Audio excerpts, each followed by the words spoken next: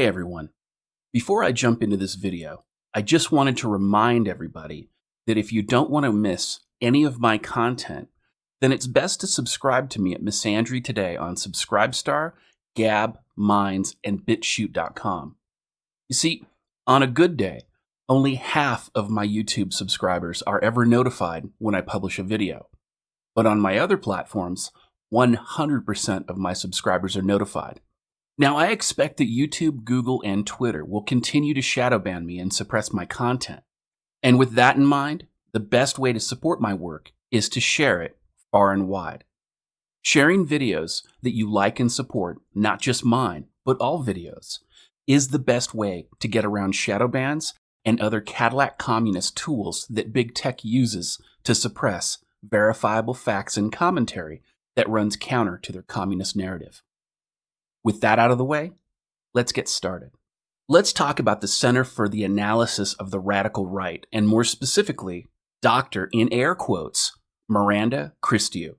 You see, I've looked all over this website, and this website has no physical address listed anywhere.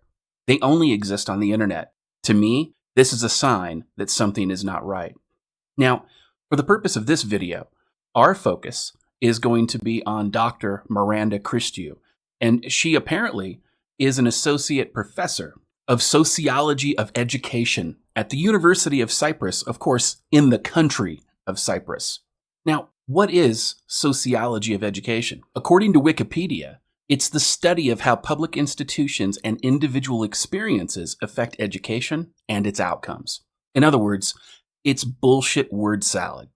Now, the takeaway is that it's not sociology, it's not education, it's just a degree for people so mentally and emotionally deficient that it is impossible for them to obtain either a degree in sociology or education. Now, with that in mind, let's get back to the good doctor's profile page. Because I'm a trust but verify kind of guy, I looked all over this page. Nowhere does it list her bachelor's degree, her master's degree, or her doctorate degree, or what brand of cereal she obtained these degrees from. Only that we should take the internet's word that she's a doctor. And by the way, that look in her eye, she looks fanatically mentally unstable. Now, why am I focusing on dismantling this air quotes doctor who works for an internet organization whose apparent only goal is to push a dishonest social justice communist narrative? Well, the good air quotes doctor published a communist propaganda piece on the oh-so-credible website Rant Media, which appears to be another Astroturf internet campaign to attack anyone who disagrees with these sorts of communist narratives. Now, her article is entitled, How the Radical Right is Mansplaining Black Lives Matter. Now, before we dive into this, the article itself uses gender-shaming language, mansplaining. This is discriminatory language meant to demean men. It was created by feminist bigots in a discriminatory effort to silence men. What that tells us is this, that the good air quotes doctor is a bigot from the word go. And for this article, understanding the bigoted context is important to understand that this article was never meant to inform. It's meant to indoctrinate. With that in mind, I'm not going to make you suffer through the whole article, but we're going to look at enough of it to see it for the communist feminist propaganda that it is. Now, she goes on.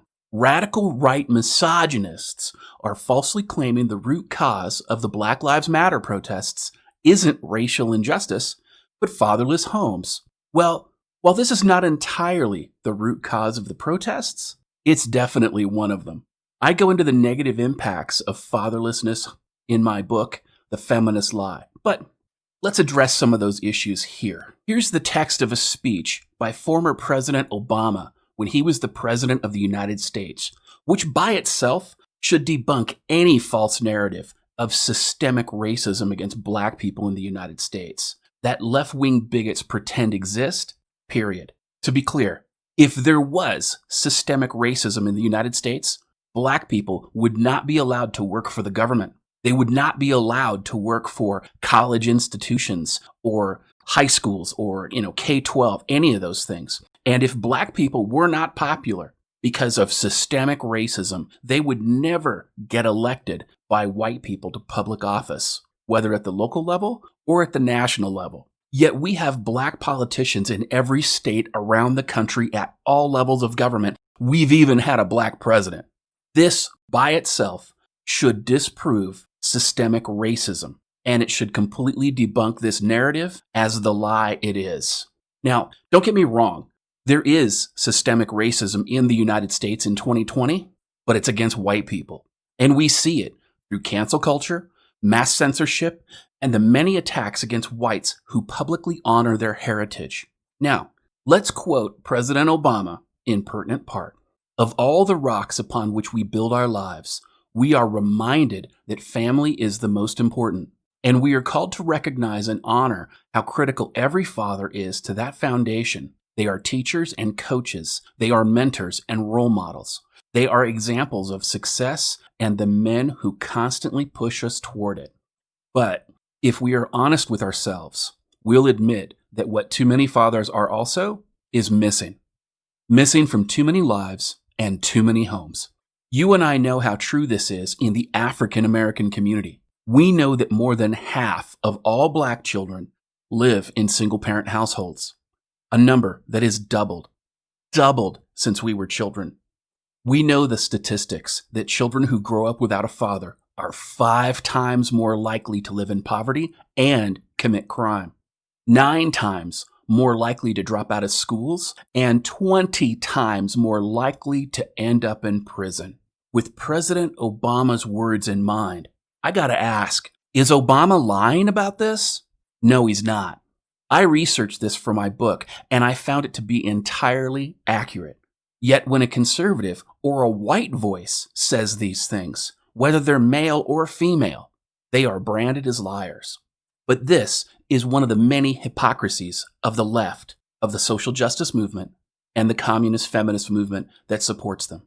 They pretend always that verifiable facts are lies, and that these lies that they tell are verifiable truths. While sometimes this is out of ignorance, these people have word salad degrees like the sociology of education and other such pseudo-intellectual diploma mill degrees. But more often than not, the speakers of this information are Cadillac communists who are paid extremely well to indoctrinate the ignorant masses in these provable lies and propaganda. Now, let's address BLM's false racial injustice allegation. On June 24th, 2020, Breitbart reported that Pew Research found that only 1 in 6 protesters, these are the George Floyd Black Lives Matter protesters, are black, while nearly 50% of them are white. I want to ask a serious question to anybody watching this video. In the United States today, what laws are currently being enforced that discriminate against black Americans? Also, I need to ask, what racially discriminatory systems are in place in colleges and government institutions today that discriminate against blacks? Here's another racial injustice question. Why is it that in nearly every killing of blacks by cops, the black person in question is being arrested for committing a crime, not violating a racist law, but a crime such as drug dealing, robbery, burglary, or some act of violence? Could it be not because of racial discrimination, but because of fatherless homes, as Obama so correctly pointed out?